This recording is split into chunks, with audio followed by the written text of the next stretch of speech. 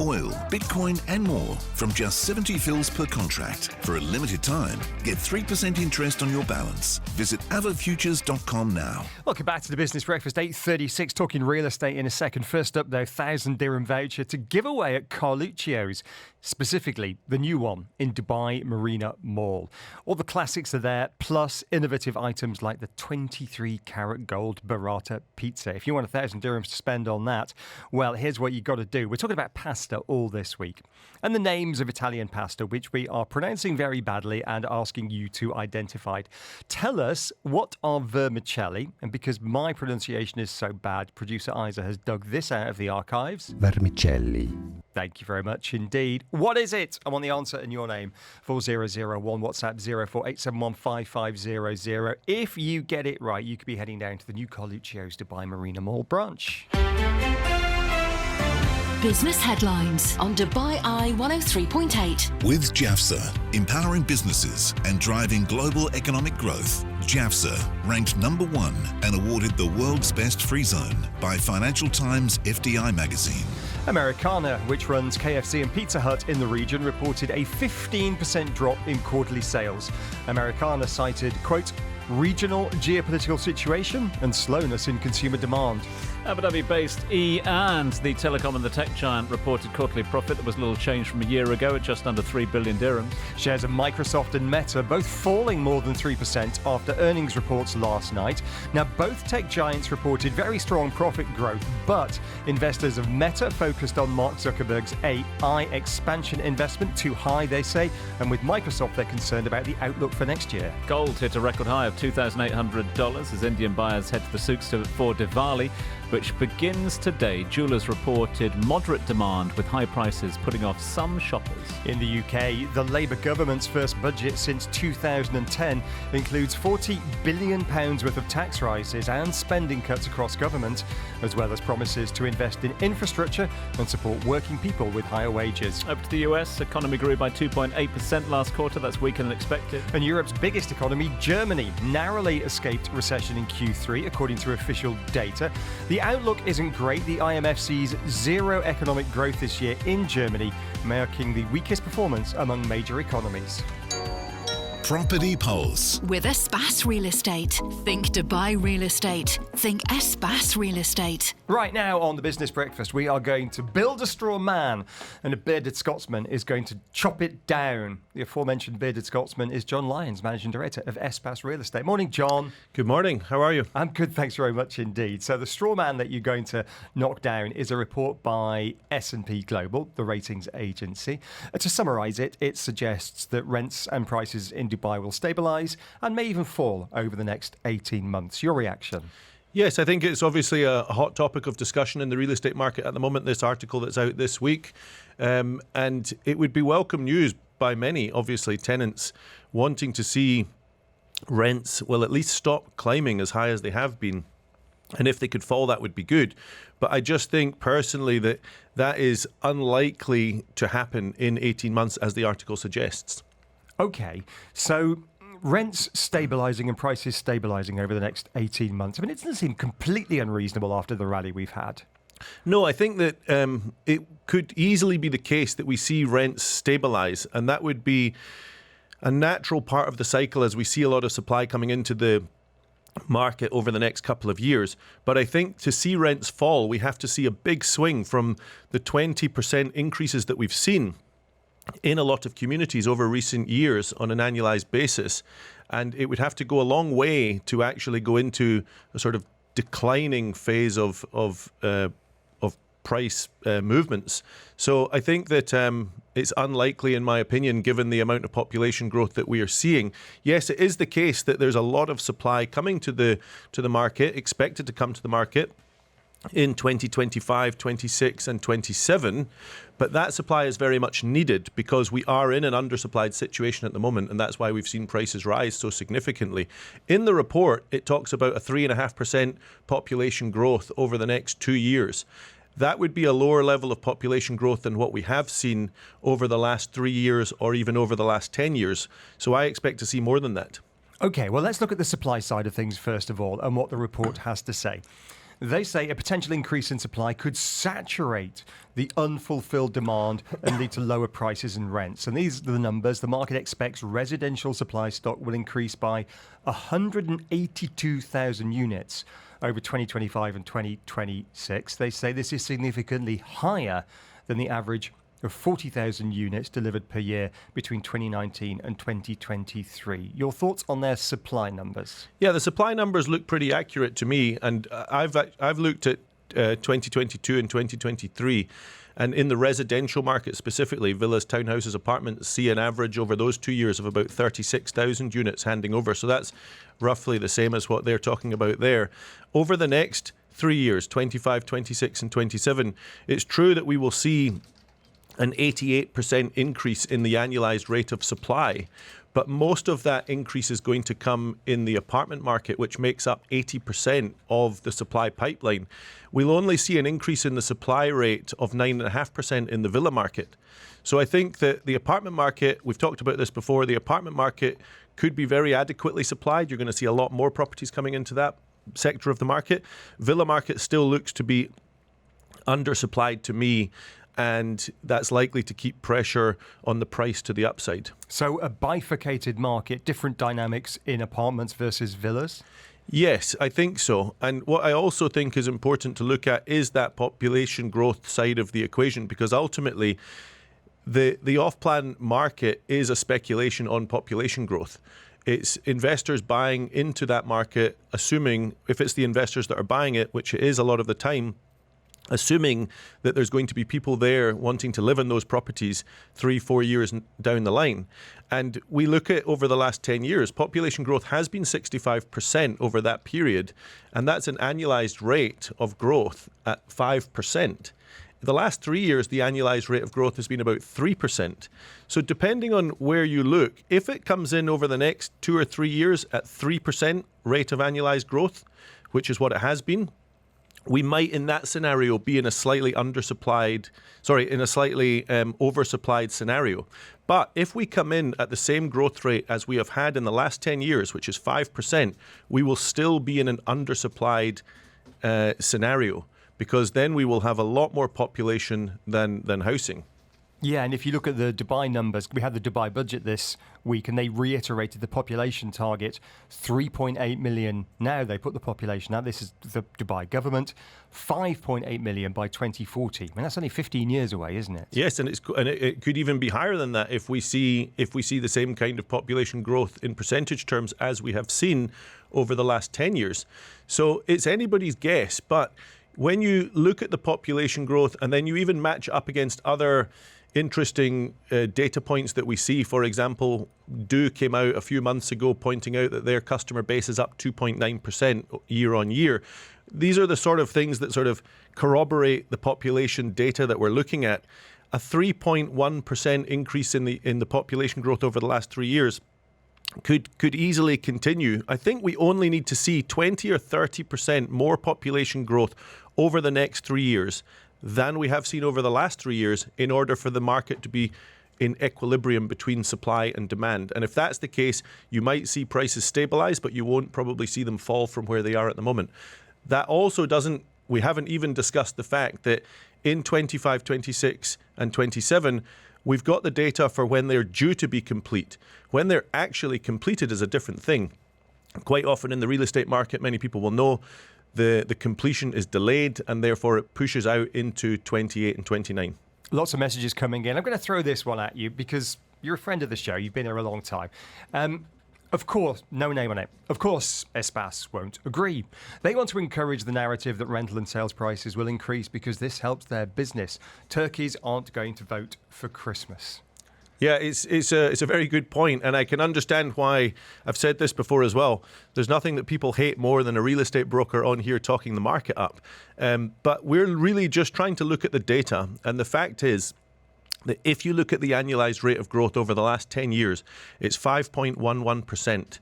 And if we have 5.11% growth rate over the next 3 years, there's over 600,000 people going to join this population, and we're not building enough properties for 611,000 people, or 620,000 people, I think. The supply pipeline suggests that it's going to be adequate for about 436,000 people. So it could be the case that the market is oversupplied if we have less than that rate of growth, but it could easily be the case if we have the same growth rate of the last 10 years that the market is not oversupplied. And, John, hold that thought, because you're going to stick around. Tom's got more questions, lots of questions coming in. Keep them coming for John Lyons of S&P Real Estate. Dubai Eye 103.8 traffic. With Yas Island Abu Dhabi. Stay at iconic hotels and play at record-breaking theme parks. Book now on yasisland.com. Exton Scone Street, Dubai Hills Mall. That's causing a bit of carnage in the south area, heading down to Al Barsha South. Trying to avoid there if you can. I've also got an accident for you. It just happened opposite Dubai Autodrome again, southbound on the E311. Other than that, though, things are at least moving this hour.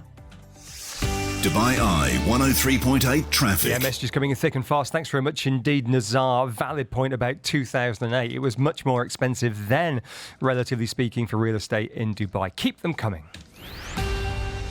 Weather check. With Air Arabia. On your next trip to Milan, enjoy mouth-watering meals, endless shopping. Check on the currencies. Currencies on Dubai Eye 103.8. With insurancemarket.ae. So the pound initially fell yesterday after budget 2024, but it has stabilised a little bit since then. US dollar on a little bit of a breather as well. That might have something to do with election wash over in the US. The US dollar index, measuring the value of the US against a basket of 6 currencies, lost ground yesterday. Mixed economic data coming out from the States yesterday, but it has stabilised a little bit since then. In fact, just looking at the dollar trades at the moment, holding steady against the Indian rupee, 84.08. Pakistani trading at 277.5. No major change there. Philippine peso, 58.18. If anything, dollar strong against the peso. And also the rand. I mean, all of the changes, there's nothing sort of significant there. I suppose the biggest is the Japanese yen, 152.88 the trade. That's yen to US. The next station is Insurance Market. Yes, we're officially your favourite stop on Shakeside Road. Welcome, Insurance Market Metro Station. We are taking coverage to a whole new level. What an honour to have our name on a Dubai Metro station. So next stop, insurancemarket.ae. Property Pulse. With S&P Real Estate. Think Dubai Real Estate. Think S&P Real Estate. Right, we've continued the conversation with John, who stayed in studio with us, the MD at S&P Real Estate, John Lyons. Let's start with a few of the governing factors, if we can, around us. We are on election watch at the moment. John, obviously all eyes turning to the United States next week. Next Tuesday, the States goes to the polls. So as of Wednesday morning, Deanie and I will be in the hot seat here. We might be able to talk to our colleague Brandy Scott, but it depends how the night has been before. She's over in the United States, just sucking up the atmosphere of all things US elections. I suppose the big question, John, is Trump or Harris? What's better for the housing market here? Obviously connected to the interest rates as well. Let's start with Trump. Good or bad? Well, I think that I'm indifferent really about who wins that election from the point of view of Dubai real estate, because in the grand scale of things, I don't think it's going to make a difference to the trajectory of the Dubai real estate market. However, if you do try and look for, on the margin, what's likely, let's say, to be more inflationary, and therefore what could cause interest rates to go on a slower path of decline, I think that would be Trump. So Trump is probably, on the margin, you could argue maybe, but you could argue this a different way as well, but maybe for interest rates, he's probably not the right candidate, because he's probably got more inflationary pressures, tax cuts, tariffs, trade wars, and all of that could mean it's a higher for longer on interest rates. But he could create a lot of liquidity in the system with all of that fiscal stimulus, and therefore, let's see, that could also be quite good for the global economy. So I'm quite indifferent. What about Harris. I mean, obviously we've had an opportunity to look at her economic policies, continuing what Joe Biden sort of put in place as well at the moment. What's your reading of what would happen if Kamala was to get into power? I think probably you could argue that you might see interest rates fall more quickly, although I think it will still be a gradual process, but you could argue that you might see them fall more quickly than would be the case under a Trump presidency. But again, I think that really it's interesting to discuss it, but it's not going to have a material impact on the trajectory of Dubai's real estate market, because I think there's much bigger things at play. And in the previous segment, we obviously talked about supply and population growth, and what's going on here locally is going to be a much bigger driver of the outcome for the Dubai real estate market. The decisions that get made here, the fiscal decisions that get made here to do with ease of visa regulation, and even if the loan to value ratios were ever to be looked at, these are much more consequential factors that would drive the real estate market. But of course, it is a hot topic, so it's interesting to consider the Trump versus Harris presidency and what each one would mean. OK, let's add to that what's happened in the UK in the last 24 hours. We just had St James's Place on giving us their reading of the UK budget yesterday. Their big takeaways for expats here in the region was, of course, that non-dom status and inheritance tax. Goes further afield. I mean, we can look at this from both sides, those based here, but also those with property interests over in the UK. What's your reading of it from a UAE point of view, if you like? I think that could be more consequential, the budget in the UK, because already I think that there's a lot of displeasure towards the way things are being conducted over in the UK. And we've seen a lot of people, a lot of wealthy people from the UK over recent years moving to Dubai, to this region. And they're fed up with the way things have been going in the UK.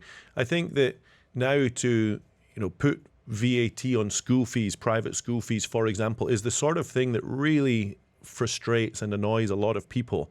And these are a lot of people who you could call, if a country is a business, these are top customers. And these customers will vote with their feet. And many of them are doing that already. We speak to them on the ground. They're moving here because they're frustrated with the way they're treated in the UK, and they're moving their assets here, and they're moving their family here, they're going to school here. And I think that we could see more of that continuing over the next few years. So that's not just the UK. Same things happening from places like the Netherlands and other countries where they're not happy with the budget announcements that come out of those countries. And Dubai tends to be a beneficiary of those announcements. Germany, Q3 outlook looking bleak as well. So Eurozone also a feeder. Which begs the question, it goes back to the original conversation you were having, Deanie. Where are they all going to live? Well, that is the question. And fortunately, we've got any spare rooms? Fortunately, we've got a lot of supply. If they want to live in villas like we talked about earlier, there's not going to be so much villa supply. If they want to live in apartments, 80% of the pipeline is apartments, so they'll have plenty of options. But yeah, it's certainly an interesting story to see unfold. And I'm sure are going to see more wealthy people moving from the UK because they might not be so happy with the budget. Just very quickly, I've got 30 seconds or so left with you, just addressing a couple of the comments that are coming through. Nazar's been in touch with us saying, fascinating conversation, good to hear from John. But anyone who thinks that rents are too high or unreasonable here at the moment, we're not here in early 2008. Fair to compare and contrast or not? I think the market, if I look at the cycles that we've been in, the 2008 cycle was a highly speculative cycle driven by outright investor speculation. The 2012 to 14 cycle was more of a mature market cycle, but there was still a huge amount of investor flipping, speculation, and it was more demand from this region. This cycle we've been in now, post-COVID, this is an outright end user. Western Europeans make up a big part of that. This is Dubai really maturing, people setting down roots for the long term, people moving from tenants to buyers, and people that are tenants, they're tenants for a few years and then they want to become buyers. And I think that the rents today, yes, they are high compared to where they were 3 or 4 years ago, but they're not high compared to many other global cities, and we've talked about that before. We've just recruited a HR director top level position in the business. They're coming from the UK. They came over and said, I was concerned about the cost of living in Dubai, but when now they've been out, they've looked around, they've looked at apartments, they thought, rent's not as bad as I thought. I was expecting it to be like London, and it's not. So that person is actually quite pleasantly surprised that the prices are quite affordable. But they've not been here 4 years ago. Yeah. They're not comparing it to 4 years ago. This person is comparing it to if they were to go to London. What would it look like? And it's quite affordable here versus London. Donald Lyons, got to leave it there. Big thanks to you and all the team at Aspas Real Estate. John Lyons is the Managing Director. Catching up with you soon. Do say hi to Al and all the team back in the office. Big thanks to you for joining us. And we will catch up with you in some time soon. Enjoy it.